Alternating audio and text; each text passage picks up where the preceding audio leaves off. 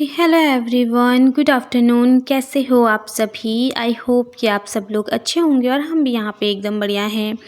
तो जी, दिन का टाइम है। दिन के अभी यहाँ पे जो है ना, ये 12 बजे का टाइम है। 12 या पौने 12 बजे का, मुझे कंफर्म याद नहीं है।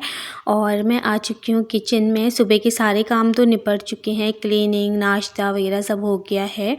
उसके बाद जो है ना, फिर हम पियेंगे नाश्ते के बाद वाली चाय। बस अभी डुगू की मालिश वगैरह करके मैं फ्री हुई हूँ। न्यू को भी मैंने नहलाया था, आज उसकी ना छुट्टी थी। और ये वीडियो ना कल का है, मतलब मंगलवार का ये वीडियो है। और यहाँ पे अभी मैं आ चुकी हूँ चाय बनाने के लिए। हस्बैंड चले गए थे नहाने के लिए, जब तक वो आते हैं तब तक यहाँ पे मैं चाय बना लेती हूँ। और फ्रिज से जो है ना, मैंने मलाई निकाल ली थी। आज मुझे मक्खन बनाना है और घी पिघलाना है, तो इस वजह से मैंने इसको निकाल दिया है। पहले ही निकाल के रख दो ना, तो फिर अगर आज शाम को बनाऊंगी तो इसमें से मक्खन बहुत इजीली निकल जाता है। 5 मिनट में मक्खन निकल के तैयार हो जाता है। तो को भी मैंने ना रेडी कर लिया था, और जो है इसकी मालिश वगैरह करके, पर इसको मैंने अभी नीचे लटा रखा था ना, पता नहीं आज ही क्यों रो रहा है। वैसे ना ये कभी नहीं रोता है, ना परेशान करता है ज़्यादा, लेकिन आज शायद क्या पता उसको कुछ दिक्कत हो रही हो, क्योंकि बच्चे जब कुछ दिक्कत होते हैं तभी रोते हैं। वैसे तो बता नहीं पाते, तो रो के ही जो है हम लोगों को समझना होता है। तो ये मैंने इसको ना गोद में ले रखा था। इसको नीचे रख रही थी तो ये रोने लग जा रहा था, तो फिर अभी मैंने इसको गोद में ले रखा था और साथ में अपने काम भी कर रही थी। और मेरे पास कमेंट आया था कि दी डुगू कितने मंथ का हो गया है। तो ये 3 मंथ का कंप्लीट हो गया है आज, जिस दिन मैं वॉइस ओवर दे रही हूँ। आज 15 तारीख है ना, तो आज मेरा डुगू पूरा 3 महीने का कंप्लीट हो चुका है। और बच्चों के साथ काम करना थोड़ा सा मुश्किल भी हो जाता है, क्योंकि कभी कभी बच्चे ना बहुत ज़्यादा परेशान कर देते हैं। वैसे ये नहीं करता है बिल्कुल भी परेशान, बट पता नहीं आज को क्या ही मतलब दिक्कत हो रही है।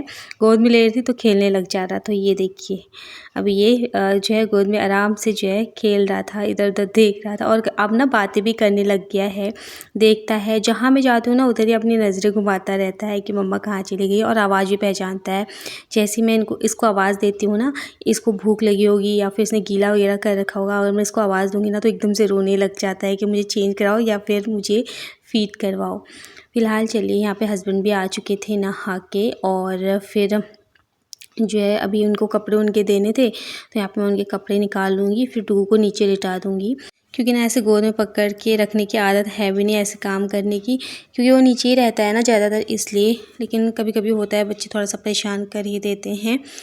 फ़िलहाल चलिए, यहाँ पे निक्कू ने भी अपना टीवी लगा दिया था। आज उसकी छुट्टी थी, तो छुट्टी के दिन थोड़ा सा मैं दिखाई देती हूँ उसको टीवी। पहले तो नहीं दिखाती थी, लेकिन अभी दिखा देती हूँ, क्योंकि वो भी ना सुबह से फिर बोर हो जाती है।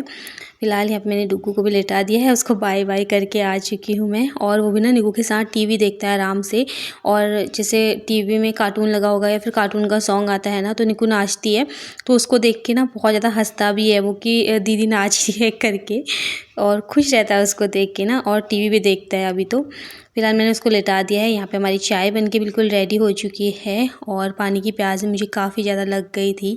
मैं ना पानी पीना भूल जाती हूँ, तो अभी जैसे ही मेरे को जो है प्यास वगैरह लगती है ना, तो फिर मैं एकदम से पी लेती हूँ। वरना पहले क्या करती थी, काम के बीच ना मैं भूल जाती थी। अभी डुग्गू और निक्कू देख रहे हैं यहाँ पे कार्टून, और निक्कू मैंने नहला के रेडी कर दिया था। दोनों बच्चों को अपना रेडी कर लिया था। बाकी अभी हम आ चुके हैं बाहर। अंदर ना एकदम उमस सी हो रही है, क्या पता गर्मी की वजह से वो थोड़ा सा परेशान हो रहा होगा। बाकी मैंने फ़ैन वगैरह चला दिया था हल्का सा, और फिर हम लोग आ गए थे बाहर। और यहाँ पे पहले तो मैं अपना पानी पी लूँगी, क्योंकि गला बहुत ज़्यादा सूख रहा था मेरा।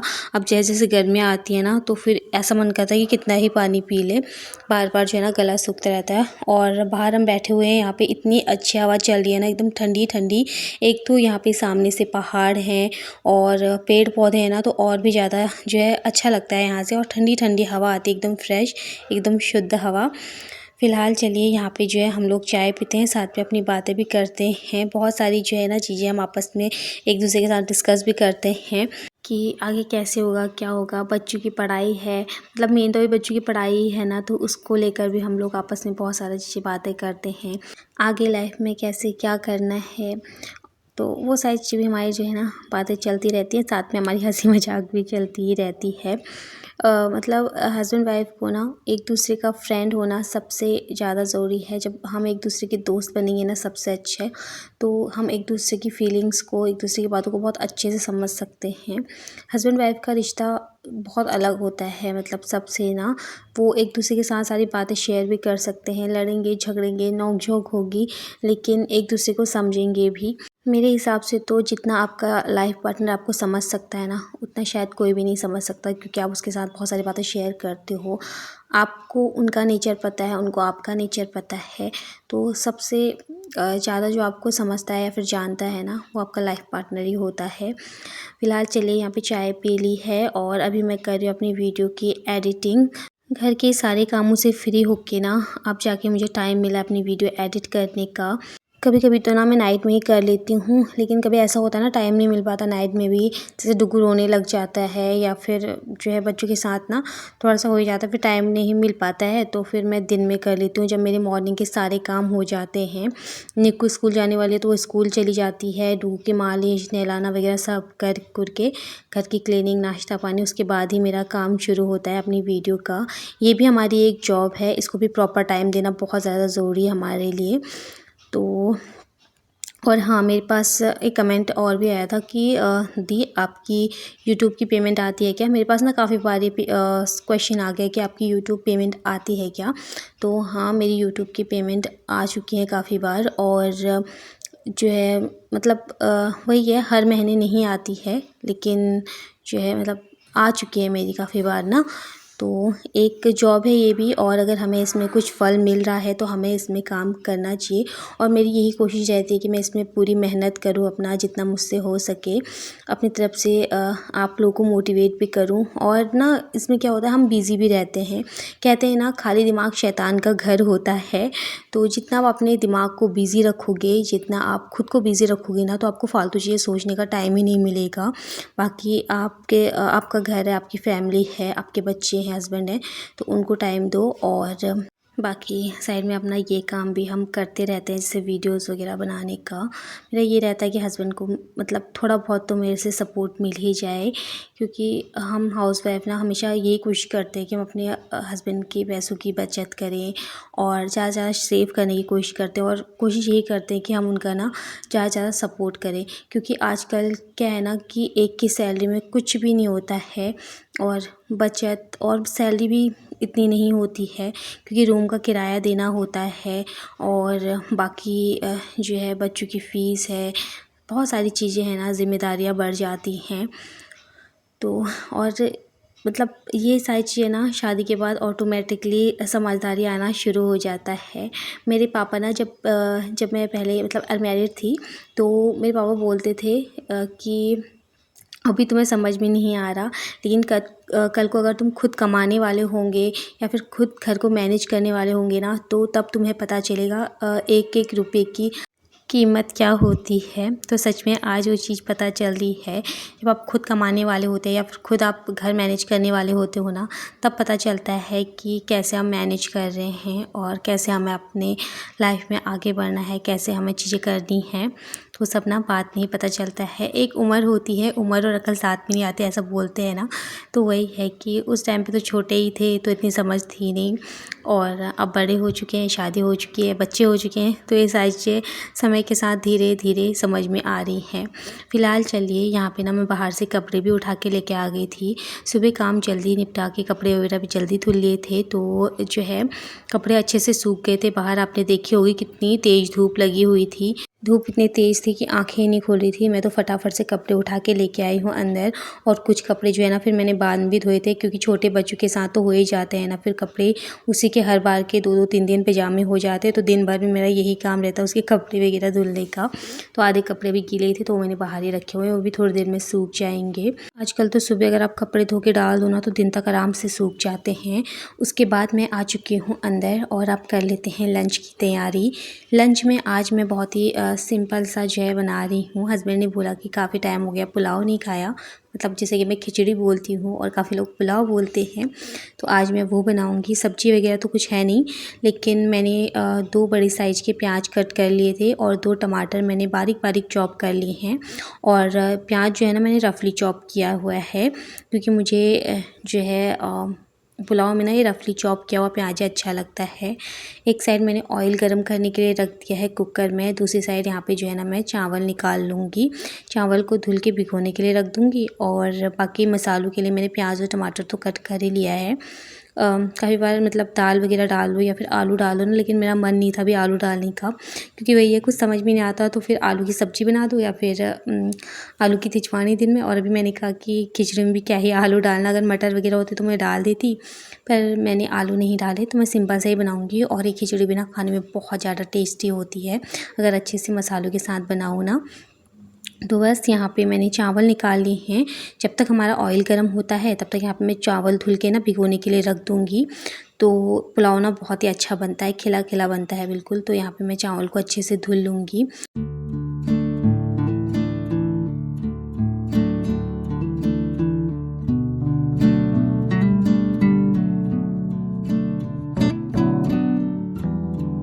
चावल धुल के मैंने साइड में रख लिए हैं और अब कर लेते हैं मसालों की तैयारी। तो तेल हमारा काफ़ी अच्छे से गर्म हो गया था, आप देख सकते हो कि कितना ज़्यादा कुकर से धुआं निकल रहा है, काफ़ी ज़्यादा ही तेज़ गर्म हो गया था। फिर मैंने जीरे का तड़का लगाया है।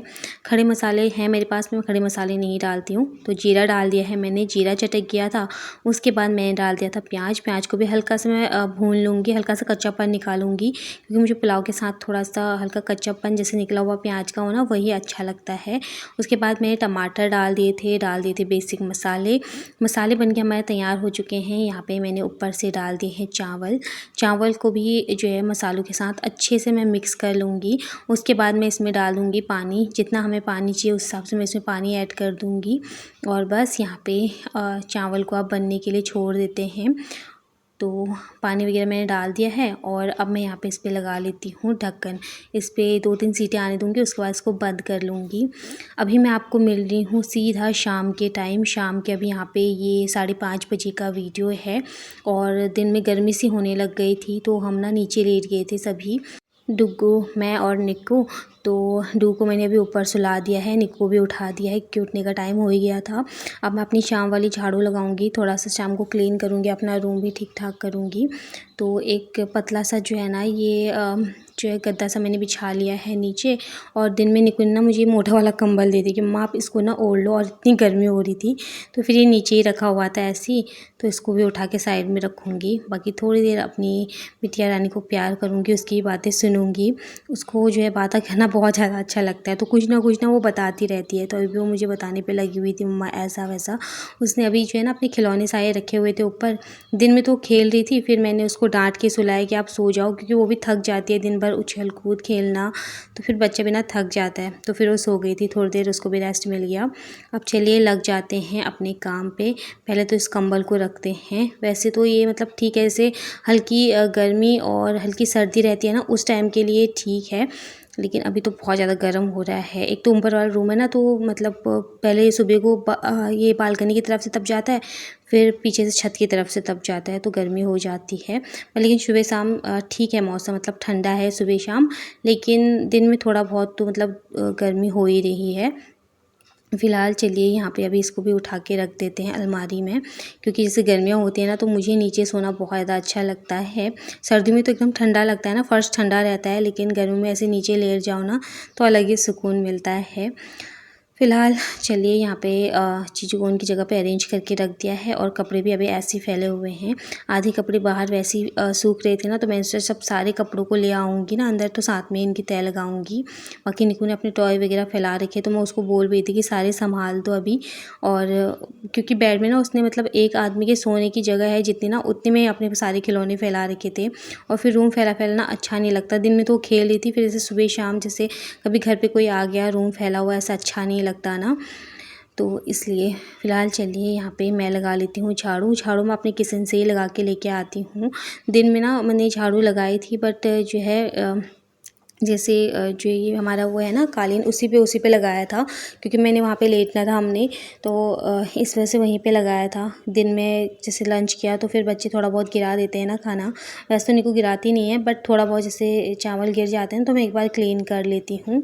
अभी जो है ना आज मैंने अपनी किचन की खिड़की भी खोल ली है एक, तो वहाँ से भी ना काफ़ी अच्छी हवा आती है, एकदम ठंडी ठंडी ना। जैसे आप किचन में काम करते हो ना, आपको बिल्कुल गर्मी नहीं लगेगी। काम करते करते बाहर से भी ठंडी ठंडी हवा आती रहती है, शाम के टाइम पे और भी ज़्यादा।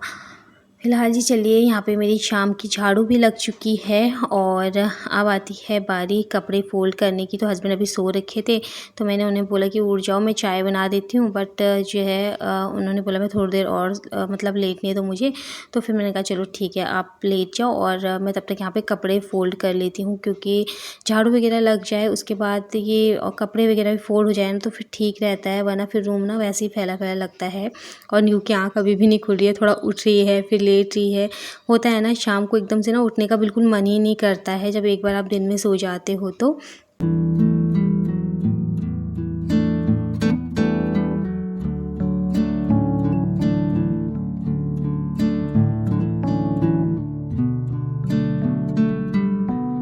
फ़िलहाल जी चलिए, यहाँ पे कपड़ों की तह लगा के मैं आ चुकी हूँ सीधा किचन में। थोड़ा बहुत बर्तन भी हैं धुलने के लिए दिन के, वो मैंने दिन में नहीं धुले थे, तो थोड़ा बहुत ही बर्तन भी हैं, उनको मैं धुल लूँगी।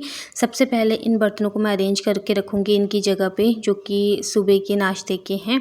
तो उनको फटाफट से इनकी जगह पे अरेंज करके रख देते हैं। बास्केट भी थोड़ा खाली हो जाएगी, हल्की हो जाएगी, वरना ये तो फिर जो है भरी ही रहती है हमेशा। बड़ी वाली बास्केट है मेरे पास बर्तनों की, पर वो ना मैंने निकाल के नहीं रखी, क्योंकि हम ही लोग हैं, मतलब हमारे ही बर्तन हो जाते हैं थोड़ा थोड़ा ही ना, तो उसका इतनी ज़्यादा ज़रूरत नहीं है, क्योंकि वो काफ़ी बड़ा है। जब जैसे ज़्यादा लोग हो, ज़्यादा बर्तन हो ना, तब उसके लिए वो ठीक है। और बीच में मतलब इसीलिए ले रखा था मैंने, क्योंकि उसमें ना पहले मेरे बड़े बड़े बर्तन रहते थे। जहाँ पे हमारा पहले वाला रूम था ना, वहाँ कैबिनेट्स वगैरह ऐसे बने हुए थे नहीं, और रैक भी नहीं थे। तो फिर जो है, जो बड़े बड़े बर्तन रहते थे, कुकर कढ़ाई वगैरह, ये साइज़ है ना, मैं उसमें रखती थी।